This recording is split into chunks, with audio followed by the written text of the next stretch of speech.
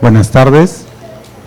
Vamos a dar inicio a la jornada de hoy de Diálogos ARC 2015. Hoy día tengo el enorme placer de presentar a los arquitectos de Nómena. Son los arquitectos Mori Fleischmann, Diego Franco, Héctor Lolli y Jorge Sánchez. Nómena es un estudio de arquitectura dedicado al diseño y la investigación. Se gradúan de la Facultad de Arquitectura de la Universidad Peruana de Ciencias Aplicadas en el año 2006 y en 2012. En 2012 completan estudios de maestría en Londres y Madrid. Actualmente son docentes en la Facultad de Arquitectura de la Universidad de Lima. Desde su formación, en 2007, Nómena ha destacado en diversos ámbitos de la arquitectura latinoamericana, obteniendo numerosos reconocimientos como premios en la 14 y 15 Bienal Nacional de Arquitectura del Perú y en la 17 Bienal Panamericana de Arquitectura en Quito. Han publicado Composiciones, 20 aproximaciones a la arquitectura peruana, libro que condensa 4 años de conversaciones realizadas con reconocidos arquitectos peruanos. Este trabajo fue seleccionado en la 8ª Bienal Iberoamericana de Arquitectura y Urbanismo en Cádiz. El trabajo del estudio ha sido difundido en Perú, Chile, Colombia, Brasil, China, Ecuador, Israel, Italia y Estados Unidos, en donde han sido invitados a dar conferencias y presentaciones. En 2012, Nómena participó en la 13 Bienal Internacional de Arquitectura de Venecia, como parte del equipo de arquitectos que representaron por primera vez al Perú en dicho evento. Recientemente han sido seleccionados como representantes del Perú en la Bienal de Arquitectura Latinoamericana en Pamplona, España. Dejo con ustedes entonces a los arquitectos Diego Franco y Héctor Lolli de Nómena Arquitectos.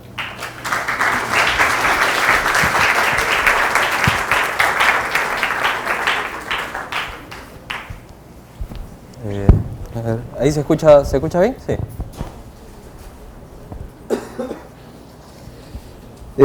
A ver, antes que nada, gracias por la invitación. Para nosotros es bien interesante siempre como contar lo que hacemos.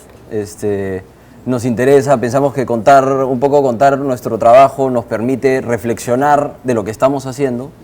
Y estos momentos son como súper importantes para nosotros porque nos permiten compartir con arquitectos de Piura, arquitectos limeños, arquitectos de España, ver algunos proyectos por aquí a la redonda y compartir un poco de arquitectura y sobre todo compartir con Cristina y con Ro como que siempre han sido como buenos amigos y es siempre interesante para nosotros. Entonces, un poco para contarles, la oficina está compuesta por 4 arquitectos, en verdad son 5, somos Boro, yo, Diego y Jorge, que no ha venido, y que ese quinto socio para nosotros es la oficina, ¿de acuerdo? Nosotros tenemos una metodología de trabajo que no es necesariamente, búsquedas individuales, sino la oficina se organiza en base a esta plataforma común que nos permite trabajar en equipo. Entonces sería interesante poder después un poco conversar un poco de esa experiencia también. La oficina dedica su tiempo básicamente a hacer concursos públicos, de carácter público, hace proyectos privados y estamos desarrollando también una parte que es investigación, pero una parte importante es la enseñanza, ¿no? Nosotros enseñamos en la Universidad de Lima y de alguna manera continúa en este proyecto de oficina que estamos armando, ¿no? Este es un esquemita que lo hemos puesto en realidad hace un ratito. Lo queríamos mostrar, es un dibujo que han hecho los arquitectos y diseñadores Ray y Charles Eames. Lo interesante de este dibujito es que organiza, digamos que tratan de explicar, tratan de conceptualizar el trabajo que ellos realizan con estas 4, 3 manchas que tienen un punto en conexión, que es esa mancha que está ahí, es esta mancha que está en el centro, que se unen en base a 3 partes y cada parte habla de un interés que esa oficina tiene, el cual nosotros de alguna manera compartimos.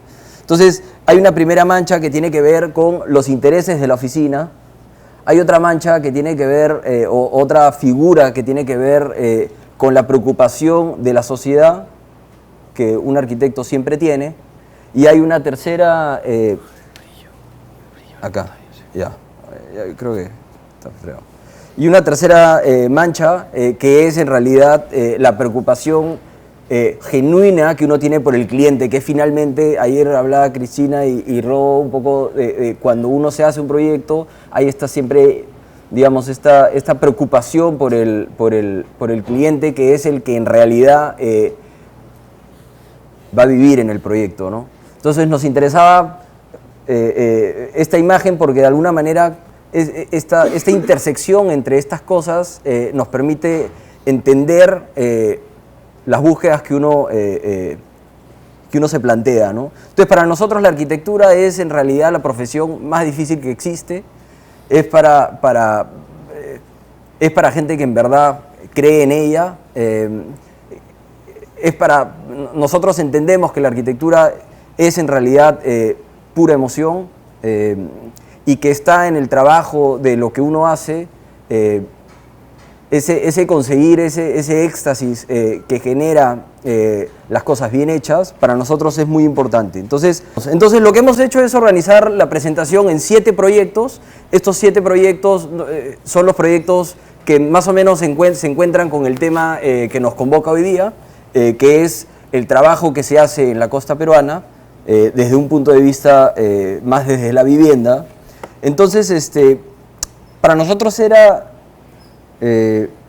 importante mostrarle los proyectos, pero no como proyectos que tienen inicio y fin, sino como esta idea de cómo los proyectos se retroalimentan entre ellos, y en realidad para nosotros no existen un inicio y un final de cada proyecto. Para nosotros hay una continuidad en lo que hacemos. Entonces todos los proyectos empiezan a sumar a este gran proyecto que tiene este quinto socio para nosotros, que es Nomena.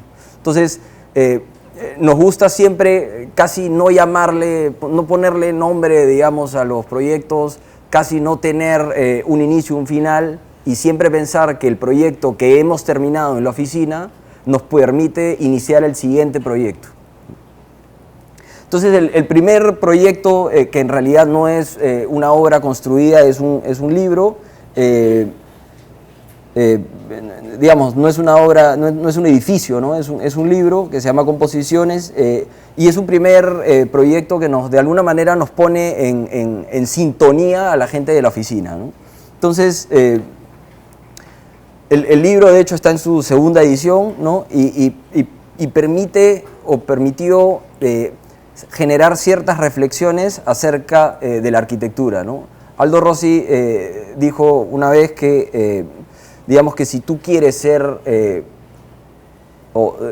tú quieres aprender a hacer arquitectura, anda a un estudio de arquitectura, practica arquitectura con ese arquitecto y sabrás hacer buena arquitectura. Pero si quieres aprender a ser un arquitecto, escribe un libro. Y habla de esta idea de cómo la arquitectura no solamente es hacer construcciones, sino reflexionar acerca de lo que uno hace.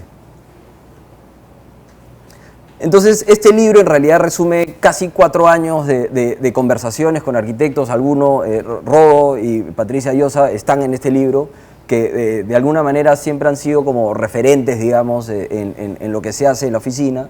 El libro de composiciones en realidad lo que hace es organiza una serie de conversaciones con 30 arquitectos, hablar de arquitectura, y generamos esta especie, o llenamos esta especie de falta de discusión que hay en el Perú, ¿no? Nosotros entendíamos que no existe un debate, un lugar en el que podamos debatir y hablar de arquitectura.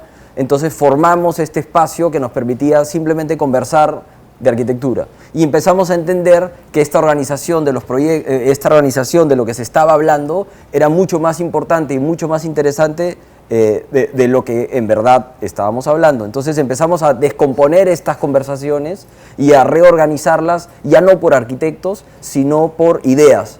¿Cuáles eran las ideas que estaban detrás de estas conversaciones, ¿no? Entonces, de alguna manera, se empezó a tejer un nuevo diálogo inexistente en la realidad y que permitía componer, como que en la ficción, un debate que no había, ¿no?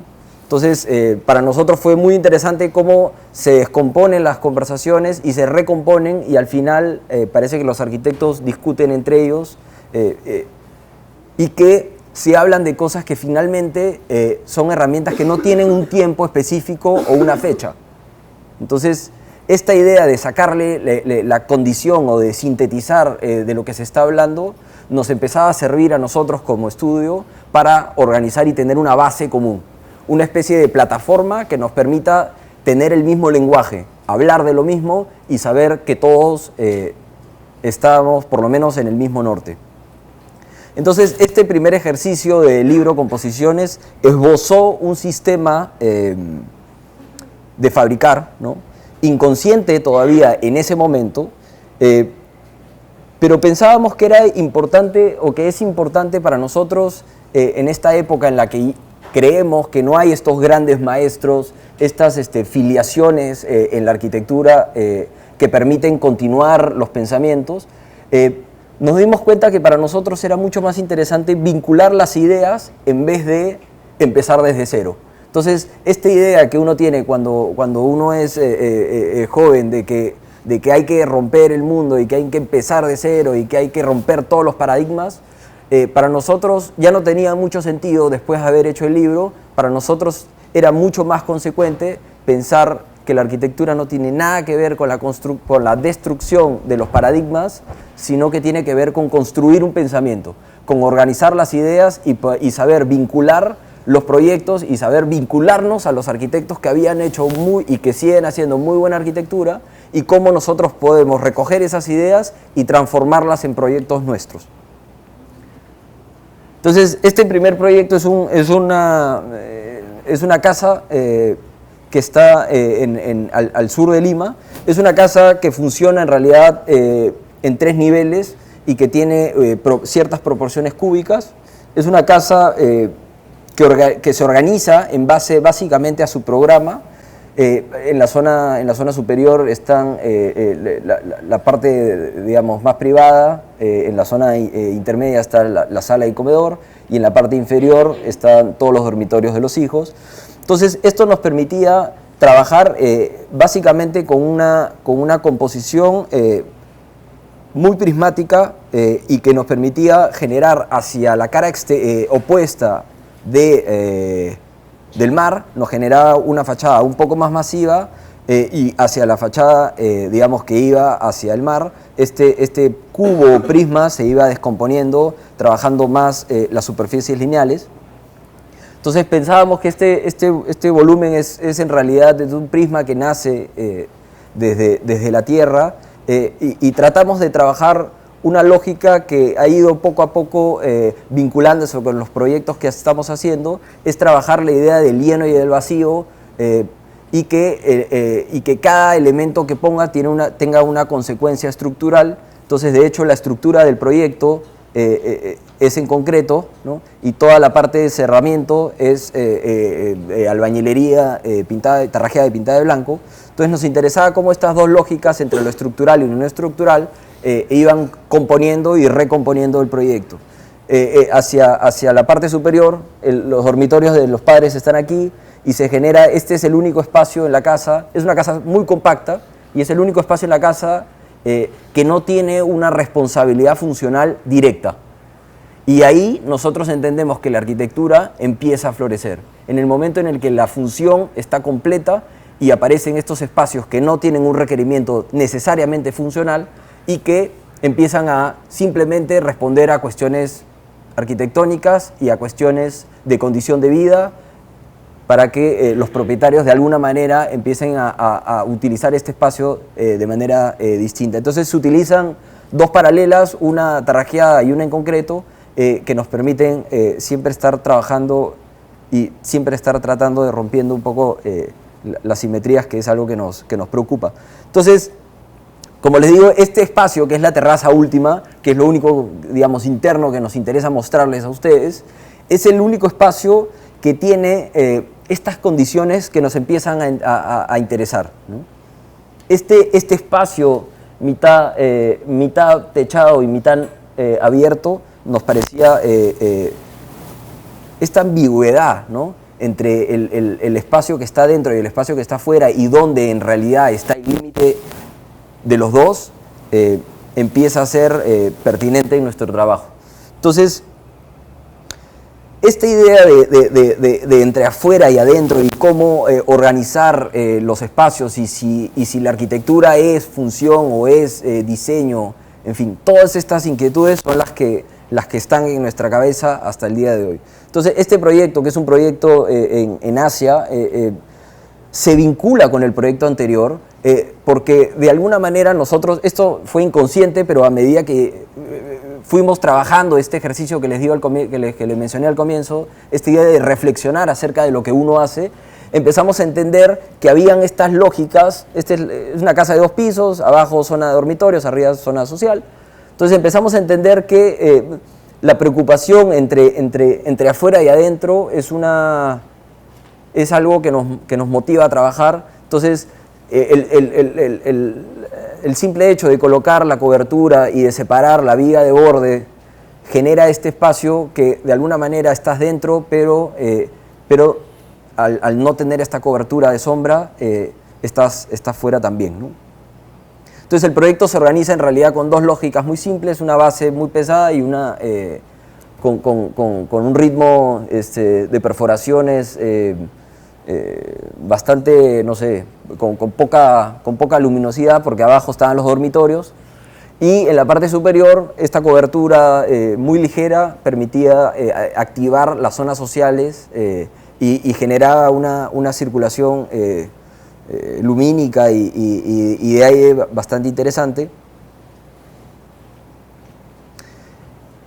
Este otro proyecto lo hemos puesto después de la casa que acaban de ver, porque si una cosa no nos gustaba de la casa anterior era hacerle vanos a la arquitectura.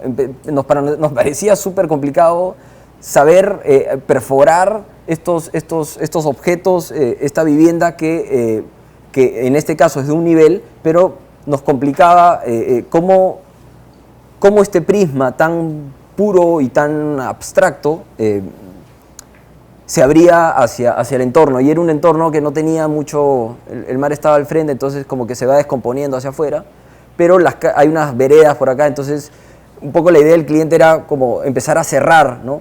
Entonces había que fabricar una casa que era cerrada pero abierta a la vez. Entonces aparece este sistema de generar un límite horizontal, que es en realidad la piscina, o sea, es un límite que te permite no meterte a la casa o generarle cierta privacidad al cliente, ¿no?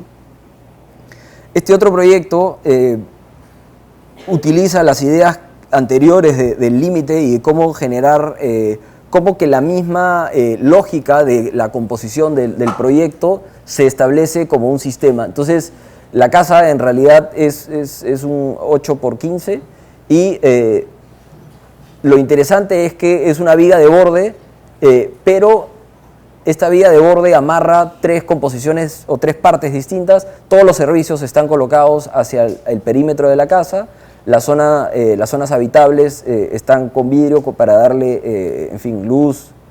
Y hay un vacío en el lateral que permite generar cierta privacidad. Pero este vacío ya no es un vacío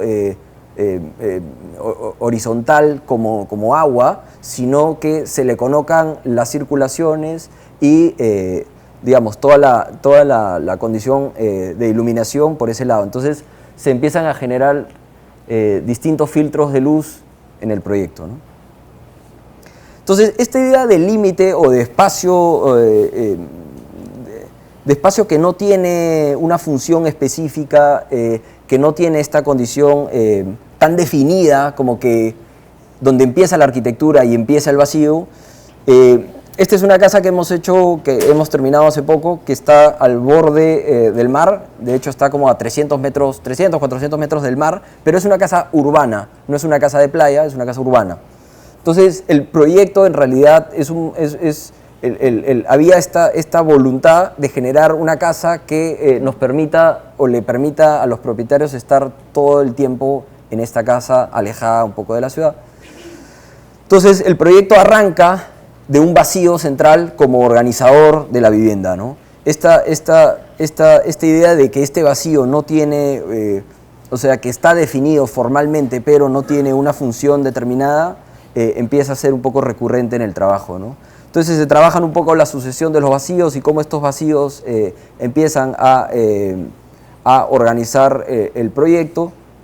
Al final la operación de la casa en realidad es suspender los dormitorios, es un poco inverso a la casa que han visto donde estaban todos los dormitorios abajo. Entonces lo que se permite o lo que se busca es suspender los dormitorios para liberar y buscar la transparencia que hay en la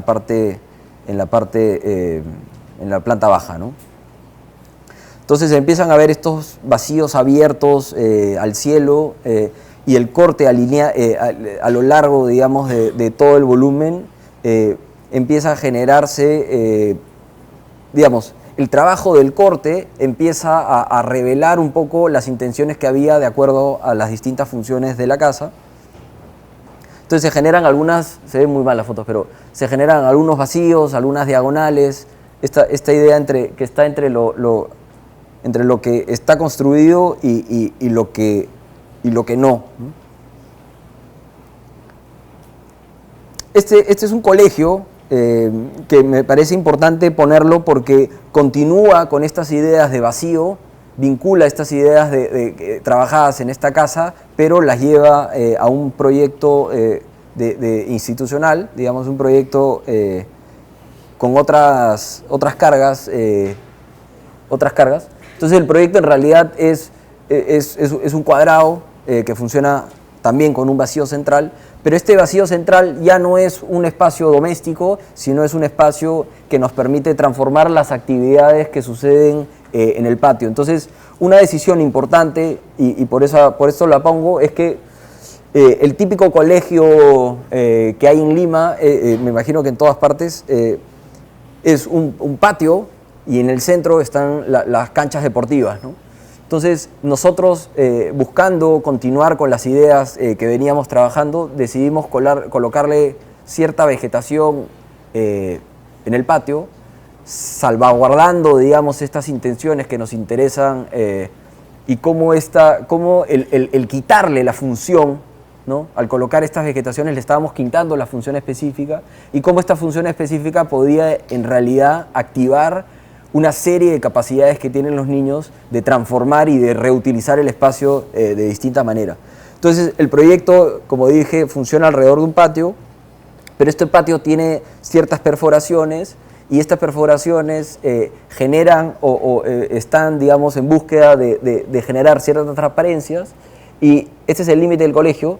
Entonces nos interesaba que el límite del colegio no sea un muro, sino que sea una reja para que los niños siempre estén viendo afuera del colegio, que siempre haya esta relación con el mundo exterior, que siempre haya esta transparencia con lo que sucede adentro y con lo que se mira afuera, ¿no? Entonces, estas ideas de vacío, este es un concurso que perdimos, que quedamos terceros, pero nos interesa mostrarlo porque continúa estas ideas de vacío, pero a un nivel mucho más urbano. Entonces, esto era un archivo general de la Nación y había que organizar dos partes del programa bastante específicas, ¿no? Que eran todos los repositorios de los libros que los colocamos en una torre con las condiciones ideales de almacenamiento y un basamento que contenía toda la articulación, digamos, de todos los espacios, no sé, oficinas, talleres, galerías, tiendas, etc. Todo lo que para nosotros era genérico se colocó en este basamento que estaba perforado por estos vacíos sucesivos que permitían reconectar un pedazo de la ciudad que estaba fragmentado. Entonces, esta recomposición de los vacíos o esta vinculación de los vacíos de un vacío y atrás otro vacío y atrás otro vacío nos permitía generar este traslado y esta abrir un poco la manzana, ¿no? La típica manzana limeña nos interesaba como que diluir el límite entre lo que hay afuera y lo que hay adentro, generando distintos tipos de actividades. Entonces, este concurso que fue para un archivo nos llevó a este otro concurso que fue para Europan. Es un concurso que quisimos trabajar un poco las mismas lógicas, pero de manera inversa, no completar la manzana para después perforarla, sino perforarla, agarrar la manzana y completarla en base a piezas que empiecen a generar distintos recorridos entre ellas. Entonces eran unas piezas que definían el límite, pero a la vez permitían que estos circuitos sean de manera permeable. Entonces estos intereses, de alguna manera, por la ciudad, nos interesaban empezar a trabajarlos y a vincularlos, cómo se podía generar estas transparencias alrededor de las piezas que se generaban, ¿no? Este proyecto, de hecho, es un proyecto que está acá en Vichayito, y es un proyecto que recoge lo que acabamos de explicar un poco de estas preocupaciones de cómo la actividad humana se va desarrollando entre las cosas, entre las piezas. Entonces, lo que nos interesa en realidad es que estas ideas son genéricas, ¿no? Como lo que explicaba un poquito del libro. O sea, la capacidad que se tiene para agarrar una idea y transformarla en una idea genérica, y que esa idea genérica nos permita desarrollar distintos proyectos, nos parece como fascinante en la oficina. Entonces nos encargamos o empezamos a trabajar este proyecto que para nosotros utiliza las mismas ideas vistas en Europan, pero a una escala doméstica. Entonces el proyecto en realidad funciona con, son 4 prismas que se articulan en un terreno trapezoidal, y lo que se hace es que estos prismas, que cada prisma tiene una función distinta, empiezan a reorganizar el espacio, ¿no? Entonces empiezan a ver estas relaciones que hay entre el desierto de Vichayito y la actividad que se ha compartimentado en distintos prismas, y cómo para ir a la sala uno tiene que más o menos que salir al desierto, ¿no? Porque empiezan a ver estos límites o estas funciones que de alguna manera se empiezan a organizar entre ellas, ¿no? Entonces, la reorganización de estas funciones que se convierten en una vivienda promueven un poco la relación que hay entre estos espacios informales, que lo interesante es ver, ya después de un par de años, ver cómo la gente activa o se encarga, los mismos propietarios se encargan de transformar un poco las distintas actividades. Entonces, en realidad el proyecto funciona, cada perforación que se le hace al proyecto permite ver el paisaje, ¿no? Por un lado el horizonte, y por otro lado el paisaje desértico, ¿no?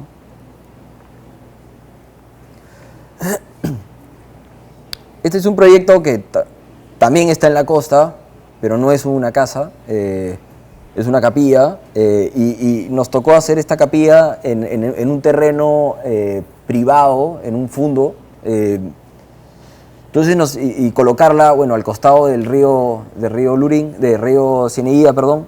Entonces nos interesaba cómo se podía hacer un espacio de carácter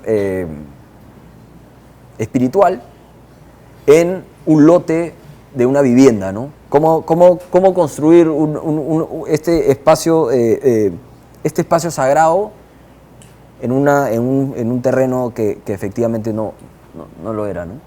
Entonces se fabricó en realidad un proyecto que busca la verticalidad, utilizando materiales bastante austeros, digamos de expresión austera, y es un prisma en realidad que está acompañado de un patio, y lo interesante del proyecto es que se genera un recorrido entre la vivienda, que está lejos muy lejos de la capilla, y el espacio de culto, ¿no? Entonces este recorrido que se genera entre las viviendas y entre el espacio que hay tan como profano y tan como cotidiano, se genera una espiral en forma continua que nos permitía generar un recorrido hasta el proyecto. Y antes de entrar al espacio de religión, se colocó de nuevo este vacío. No nos gusta llamarlo patio, nos gusta llamarlo vacío porque es un poquito más ajeno. Este vacío que nos permitía generar una pausa en el recorrido para acceder. Y este vacío no tiene en realidad funciones específicas, simplemente está ahí para generarle una distancia con el interior. Entonces se trabaja un poco la altura del espiral, digamos, permitiendo que haya siempre naturaleza y arquitectura en un mismo paisaje, ¿no? En fin, esto no se ve. Este es un proyecto que queríamos mostrarle porque es un proyecto que estamos haciendo ahorita, que está en obra, y es un proyecto que es de carácter comercial, pero estas mismas ideas que hemos visto en la capilla, de cómo la idea de generar un recorrido y cómo la arquitectura se va revelando a través del tiempo, nos interesaba trabajarlo en este espacio que es un espacio vertical. Esto va a ser un jardín, es un jardín botánico y es un espacio vertical, y el edificio se revela a través de su corte. Se ha colocado una rampa que uno accede por acá y va subiendo y llega arriba a un café. Y lo interesante de esto es cómo esta verticalidad, este recorrido, nos permite generar un espacio de contemplación para que el edificio empiece a revelarse por su propia cuenta a través del recorrido, a través del corte. Este es un proyecto que acabamos de ganar hace un par de meses, 2 o 3 meses. Es un concurso que se hizo para generar un edificio institucional, y era un edificio que estaba al costado de un cerro, ¿no? Acá hay un cerro. Entonces, el punto de inicio de este proyecto radica un poco en el trabajo del corte, ¿no? Cómo el corte puede, cómo la sección puede organizar o recomponer o simplemente ser el estructurador de un nuevo proyecto. Entonces el proyecto funciona en realidad como un techo, que es un techo que genera sombra. Se organizan dos maneras de habitar de nuevo. Es una cobertura muy abstracta o muy suelta, y abajo un zócalo, un podio de piedra donde se ponen las actividades más rígidas. Y en realidad el proyecto funciona casi como una gran viga que tiene muy pocos apoyos, que permite transparencia, que permite que el corte, este espacio de acá es el espacio que tiene la menor cantidad de espacios rígidos. Entonces eso nos permitía ver a través y generar un recorrido. Este edificio como que funciona como conector entre lo que sucede en esta zona y lo que sucede en una zona existente que está a ese lado. Entonces se genera esta especie de recorrido que es este espacio, no sé, terraza o loya que nos genera, ¿no? Nos genera un espacio, y se generan estos accesos con los dos núcleos de circulación que nos permitían acceder a esta quinta fachada, que para nosotros es un espacio recuperado en la superficie, que es como una especie de jardín, ¿no? Este es otro proyecto que recoge las ideas del concurso que acabamos de ver. Es un proyecto que queda en el Ñuro, en la caleta del Ñuro, acá 2 horas y media, y es un proyecto que también está en obra todavía, y que también nunca lo hemos presentado. Nos parecía interesante ponerlo porque se vinculaba con estas ideas de corte y de cómo un proyecto, simplemente por establecer su corte, está todo de alguna manera más organizado. Entonces es una casa que funciona en dos, son en realidad dos casas, dos clientes independientes, pero que se organizan para hacer una misma casa. Entonces las lógicas de las dos casas funcionan de manera antónima. O sea, La organización en corte es la misma en las dos casas. Se ponen los dormitorios en la parte, o sea, uno accede por acá arriba y va bajando hacia a esta especie de nueva playa o espacio deck recuperado como un espacio para estar, porque no se puede estar en la playa a partir de las 11 por un tema de los vientos.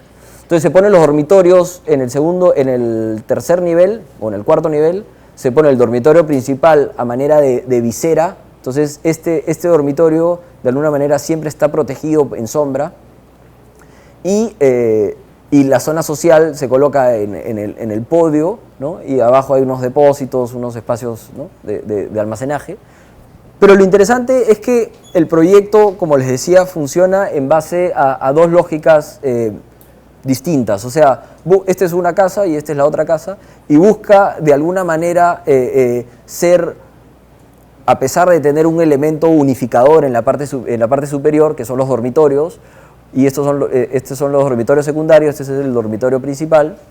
Entonces, la circulación, los muros, la colocación de algunos elementos se trabaja de manera opuesta, ¿no? En una casa se trabaja en base a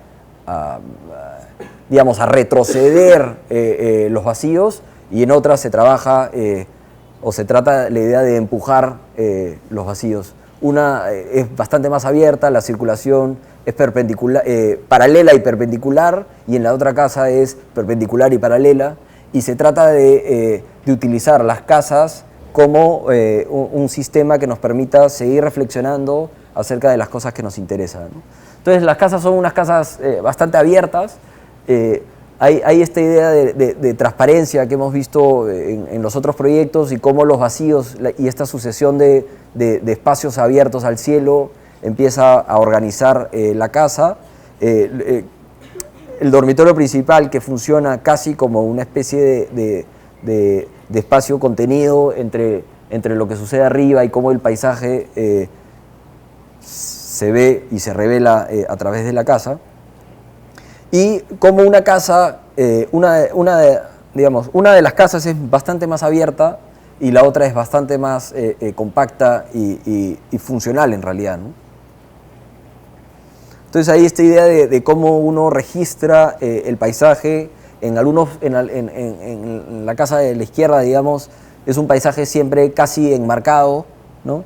Frente en el otro, que es un paisaje un poco más,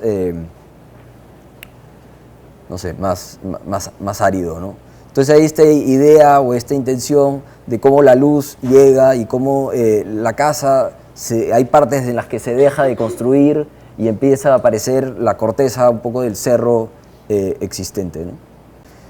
Entonces, un poco para cerrar, nosotros encontramos valor en nuestras búsquedas e intenciones, estableciendo vínculos y buscando ser conscientes de lo que hacemos, generando una dialéctica propia en nuestros proyectos. Creemos que las ideas con las que trabajamos son herramientas universales, independientemente de la escala, función, lugar o tiempo, poniendo ideas sobre otra, construyendo con el pensamiento. Nos gusta pensar que venimos haciendo el mismo proyecto siempre, empezando un proyecto nuevo con el anterior repetidas veces. Buscamos hacer una arquitectura consciente de su pasado, pero liberada de su futuro. Muchas gracias.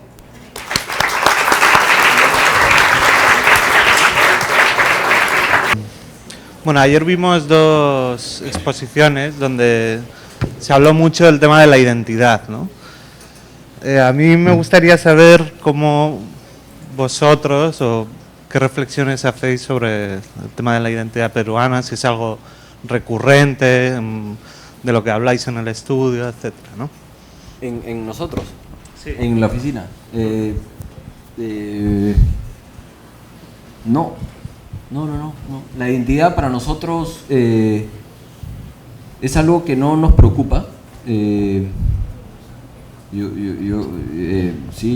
creo que lo que hacemos es súper peruano, y no a la vez, porque no nos preocupa esta idea de hacer algo del lugar por sí, ¿no? Creemos más que la arquitectura en realidad no sé, es algo que no nos pertenece. No. Creo, o sea, digamos, en nuestro proceso de trabajo en la oficina, nunca se habla de la identidad, se hablan en realidad a través de las ideas, un poco casi como el libro, ¿no? El libro Composiciones en el que sí se habla un poco de esta identidad que hay, cómo lima, ¿no? Pero es algo que, para ser completamente sincero, es algo que no nos preocupa. No nos preocupa para nada, en realidad. Sí, no. Hablamos más de cómo, por ejemplo, las discusiones son de si las circulaciones en el proyecto son las correctas, ¿no? Y cómo se organiza o cómo se puede organizar el proyecto, o si el corte, ¿no? Si la organización, si la decisión de un corte en el proyecto en realidad favorece a la condición de vida de lo que se quiere, ¿no? Esas son un poco nuestras preocupaciones. Colgándome de la pregunta anterior y tratando de entender, o sea, en la necesidad de hacer genérica las ideas, entiendo, ¿no sienten que de repente hay un desarraigo? Y trato de entender la pregunta identidad en relación a una situación, por llamarla circunstancial, de cada proyecto, por más que las ideas se construyan de manera genérica o tengan esa intención de que una idea esté vaciada de las condiciones específicas del proyecto para poder inocularlas en cualquier proyecto. O sea, entiendo la idea de la identidad en cómo cada proyecto construye su especificidad de acuerdo a las variables que la hacen posible, ¿no? O sea, claro. Entonces esta intención de hacer genéricas las ideas, ¿qué sienten ustedes que les aporta? No lo sé.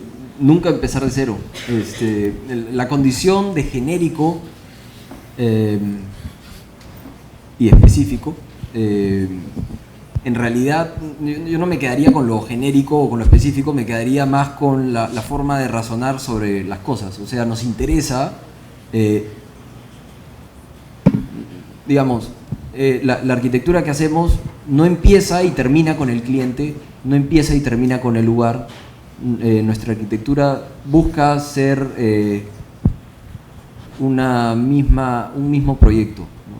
Entonces, al hacer genéricas las discusiones, no genéricos, sino, creo que la palabra no es precisa, al hacer atemporales o sin una condición específica, ¿no?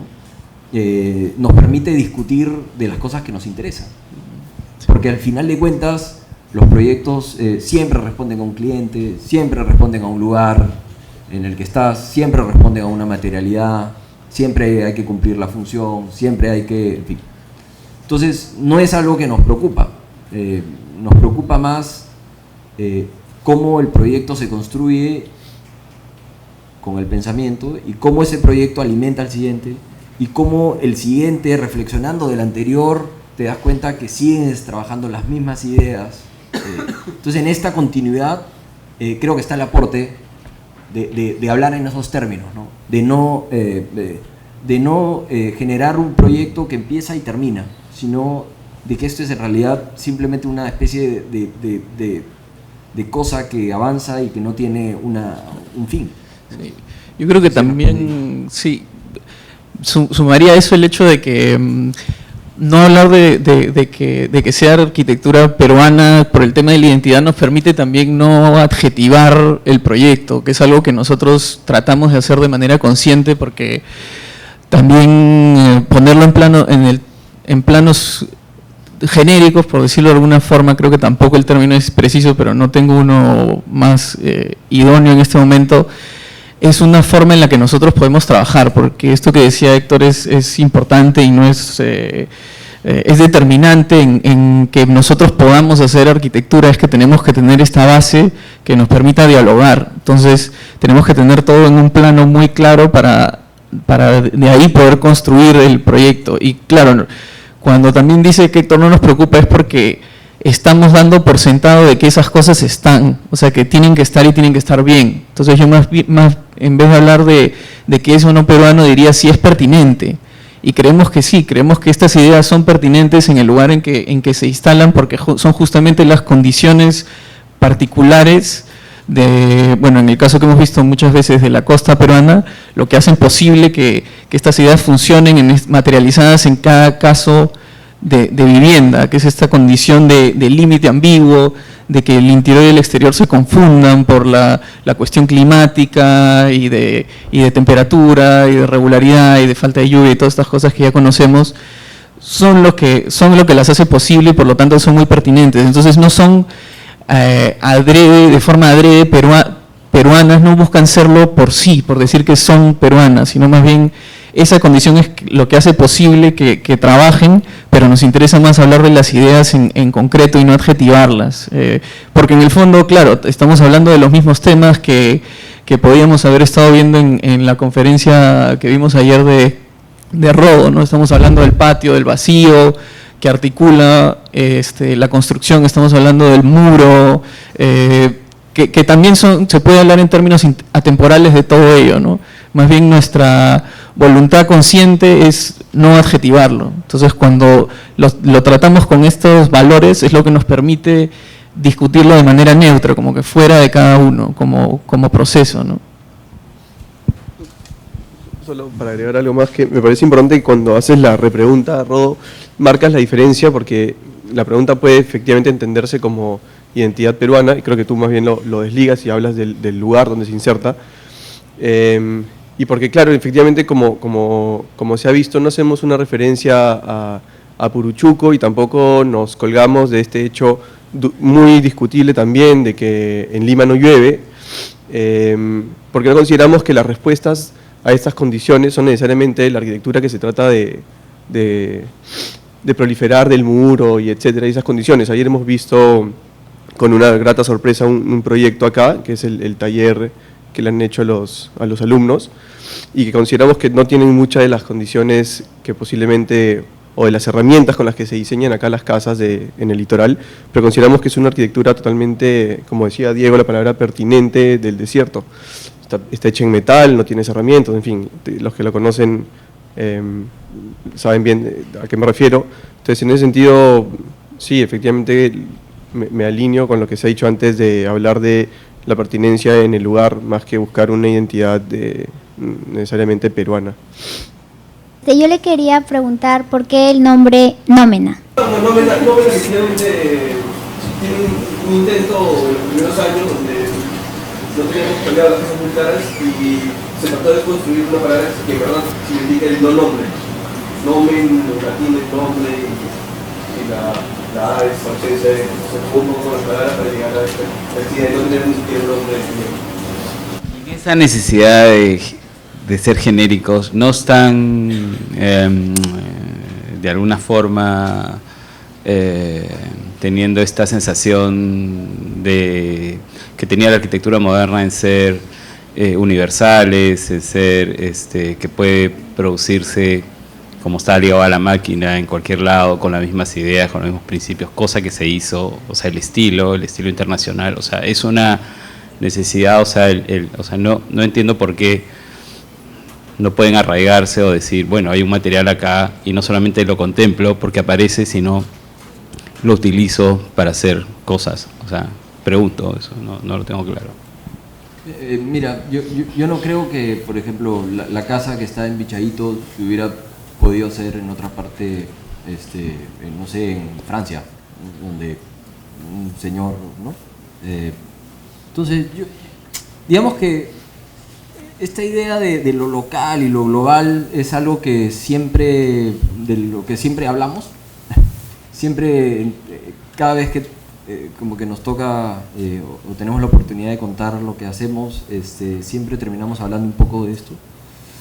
Entonces, yo creo que lo que dijo Diego, ¿no? O sea, esta pertinencia digamos,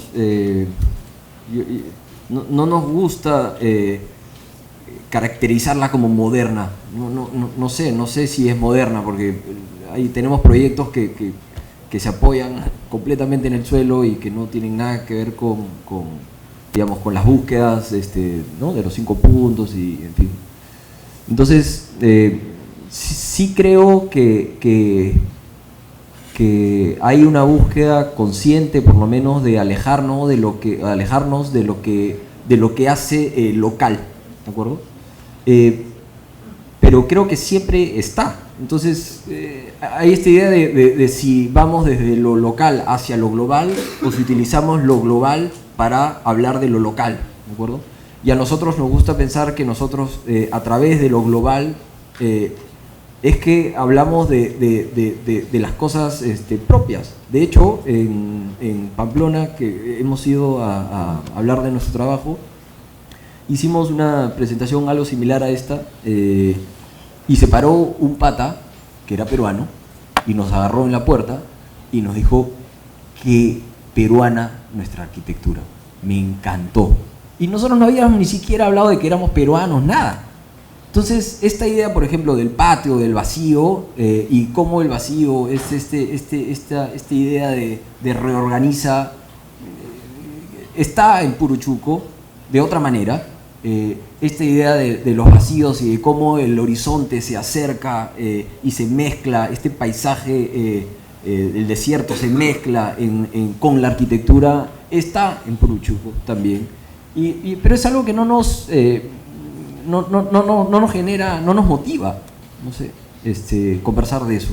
Entonces, sí, nosotros creo que estamos más sobre lo global y a través de lo global, bueno, hay algo local, ¿no? No sé si eso responde. Pues me he percatado que todos los proyectos que nos han presentado usan mucho el concreto. Quería preguntarle si el material que están usando influye de manera positiva o negativa al concepto que ustedes están tomando de lleno vacío, o simplemente puede, o solamente usan el concreto para representarlo todo esto aquí en lo que es la costa, o lo usan en varios tipos de proyectos. El concreto, para nosotros en realidad nos encantaría usarlo siempre. Por cuestiones económicas a veces no se puede usar. Esa es la respuesta real, directa. La respuesta un poquito más poética radica en que la materialidad de algunos proyectos que hemos trabajado pasa mucho también por el lugar y las intenciones que se buscan específicas, ¿de acuerdo? Esta casa que está en Vichayito, por ejemplo, creo que no hubiera funcionado, no es que no hubiera funcionado de otra manera si era en concreto. El que sea tarrajeada y pintada de blanco nos permite convertirla en objetos abstractos y generar una arquitectura un poco más estéril, algo más diferenciada de la naturaleza. Si hubiera sido en concreto, tal vez se hubiera mimetizado un poco más con el paisaje desértico, ¿no? Entonces nos interesaba que, por ejemplo, en Archipiélago, que sea una materia que permita esta arquitectura como en fin, de contraste. Y por ejemplo en la capilla, el concreto nos ayuda más bien a buscar la misma idea pero con otro material, ¿no? Esta idea de que sea un objeto único, que no tenga uniones y que sea una pieza. El concreto nos permitía justamente trabajar con una materia líquida, pues, ¿no? Entonces te diría que el tema de la materialidad, por no hablar como que específicamente del concreto, porque hay la madera, por ejemplo, la hemos utilizado para desconectar, por ejemplo, un volumen en la casa esta con el patio en el centro. La madera la utilizamos para hacer referencias en un primer nivel, ¿no? Y desconectarla de lo que sucede arriba.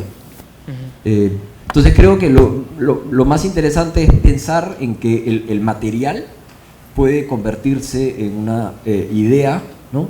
Y puede ser trabajado más como una cosa que se pone, sino como una lógica específica, ¿no? Algo que es una materia y que tiene su propia razón de ser, ¿no? Entonces, encontrarle una razón de ser para qué son las cosas es algo que nos parece, como oficina, nos parece como súper lógico, ¿no? Como... Bien, si no hay más preguntas, damos por concluida la conferencia. Muchas gracias, Héctor.